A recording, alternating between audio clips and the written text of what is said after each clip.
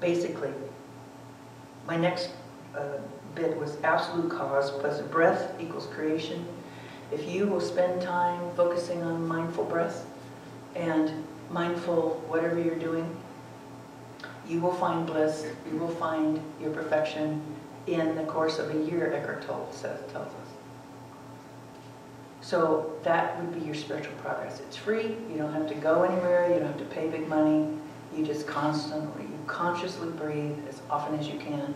You turn off your television at night, you quit reading, you turn off your email, your Facebook, and you consciously be present with your food. All of those kinds of details bring us back into the moment, and that will take us into greater spiritual awareness and decrease our suffering. And isn't that really what we want? Our next one is absolute intelligence plus bread equals completion. Matthew 4 says in Jesus' teaching that man shall not eat by bread alone, but also by the word that proceeded out of the mouth of God. We need the spiritual nurturing that we get on the inside that we deny because we are so busy with our egos in the past or the present, being detoured into this thought and that thought and the other thing and blah, blah, blah, that we forget that this world does not have the sustenance that we need in order to carry on. Awakening plus being equals evolved consciousness. Romans 13:11 says, when it is the time to awake out of the sleep, the belief of a life apart from God is a dream which we must awake, and we must taste the waters of reality which form the source of life. We are in a global process of awakening at this very moment. And those of us who are fortunate enough to have come into these rooms all over this globe, who are learning, including Buddhism and Sufism and the mystical aspects, who are teaching all of these parts of truth that make the one truth, we are so very fortunate because we are gifted with turning up our lamps so that that light goes further, so that people see and know and recognize themselves in us, in our heart chakra. I was telling Luis last week a story that I gave his ex-wife a Christmas gift years ago, and she looked at me and she goes, "For me, because the ex-wife, the whole thing." And I said, "Yes, of course, for you. I love your family. I think that your children are some of the most gorgeous people I've ever met, and I'm grateful to have been invited and to be present with you celebrating your family's Christmas." And it was 4 placemats that I'd gotten at Target. They weren't expensive, but she had admired them at my house, and so I wanted to gift them with her. When she opened the box, her heart chakra opened up and blasted me with green light. I've never experienced anything like that. And I thought, that's what I want to do when I grow up. I want my heart chakra wide open. But because of the dysfunction and my disbelief and my misunderstanding about all the things that have happened to me in my childhood and all the misery and all the abuse and all the... I shut my heart chakra down. And I was coming straight out of my head. But the thing is that intelligence does not adequately work if you shut your heart off. You must be vulnerable. You must know that vulnerability is a strength. If you're coming out of your head because you're bright, and that's the only place you're coming through, I can guarantee you you're depressed. I can tell you you're suffering. I can tell you you're lonely. I can tell you most people don't want to even be around you because you're so sickening. I mean, the thing is that we've got to reconnect, open up, and let our hearts connect us back to what's always there. That's the thing that makes me so crazy. It's like, it's always been there. We just, no, I don't want to feel good. I don't want to stop suffering. I like my misery. So my next one is ask plus belief is compensation. All the trouble comes from disbelief, followed by the mistakes that we make out of superstition and the disbelief in the law of good. When we ask for anything, we have to know that it's already there. It's like, I got this image of this door bulging with gold and people and praise. no, it can't, you don't want it to come in, and I'm like, why are we so stupid? But this is the awakening process. We are standing in that part of ourselves where we're beginning to understand who we are. And those lamps are going up, and people are like, gosh, her life seems pretty cool. It's like, what am I doing wrong? What, can I have that too? Yes, of course.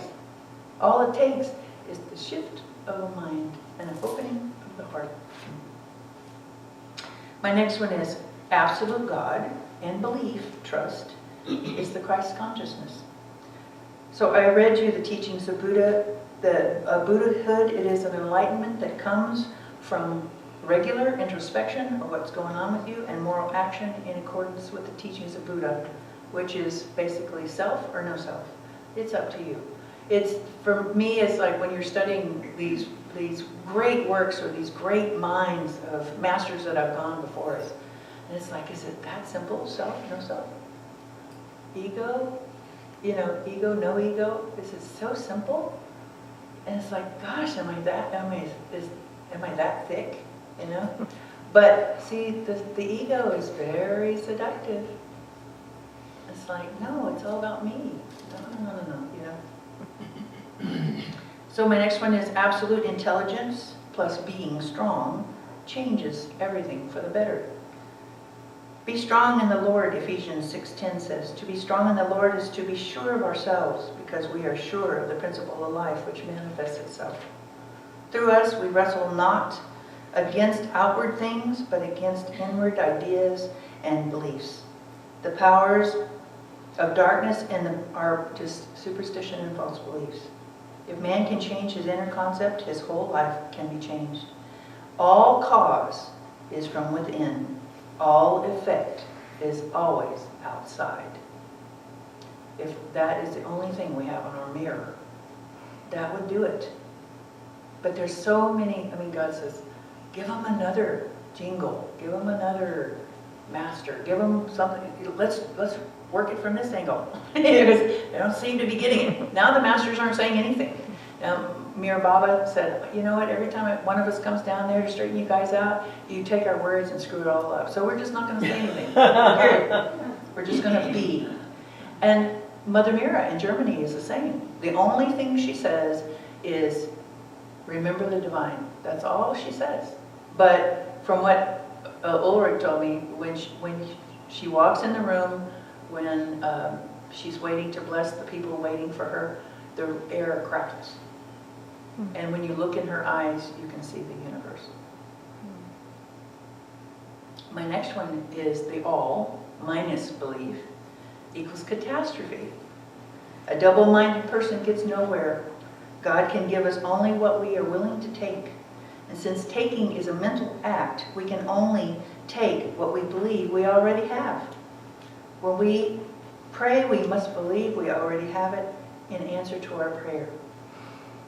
Eckhart says that such suffering is due to the over-evaluation of form and the unawareness of the dimension of inner space. God speaks the word, the law makes it happen, and form is created. We are the word. Law acts upon our word because of who we are, and forms are created by our belief, and that's why it is imperative that you own who you are. I have a little poem by Rumi that's perfect for this. See what you think. It's called Return at Last. How long will you move backwards? Come forward. Don't stray towards disbelief. Come to religion. In grief, see gentleness. Come towards gentleness. Return at last to the origin of your own origin.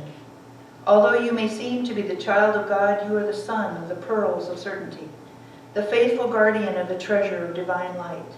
Return at last to the origin of your own origin.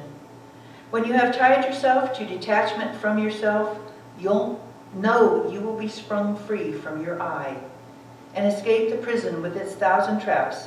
Return at last to the origin of your own origin. You are the race of Adam, the Caliph of God, but you've lowered your eyes to this bad world and satisfied yourself with meager scraps. Return at last to the origin of your own origin.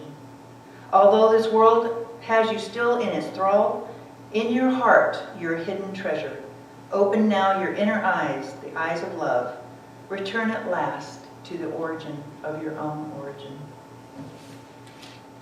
Finally, Philippians 4:8 says, Brethren, whatsoever things are true, whatsoever things are honest, whatsoever things are just and good and of good report, if there's any virtue, if there's any praise, think on these things. And you can do it through the Christ, I would say the inner Christ, which strengthens us to do it. We have all the tools. We were built. You know, the seed, we are the ocean in the drop. We are the seed that contains everything that we need in order to create the next generation. It is all self-contained. The only thing that stands in our way from what it is we want is this, and maybe a closed heart. Your job is to do what you need to do, which can be as simple as conscious breathing, simple as reading some kind of nurturing sustenance in the form of words, if that's what you need. Meditation, which is a better form as far as I'm concerned. And really own who you are. Stop judging yourself. Stop criticizing the way things are, because quite frankly, we're too stupid to get it. We don't know why things have to happen the way they do. We are. But the thing is that God doesn't mind. God loves us absolutely. We are His precious additions. We are one together, and our journey is to awaken. Our journey is to open our heart chakras so that we have compassion. And all of us know you don't have compassion for someone unless you know what it is to experience the suffering they are going through. And in my sister's case, and it sounds harsh, but it is meant as my fervent desire for her to awaken from her misery and suffering. I want the universe to hit her so hard in the head with suffering that she finally says, okay, I'm ready to get well. I'm ready to acknowledge who I am. I'm ready to stand in the front lines with the rest of you and say, hey world, the water feels great. Because I don't like to see people suffer. But I understand that that is what it takes for most of us to break through and finally say enough. Okay, if you want me to acknowledge that I am the child of God, I guess I will. So, anyway, that's it. Thank you very much.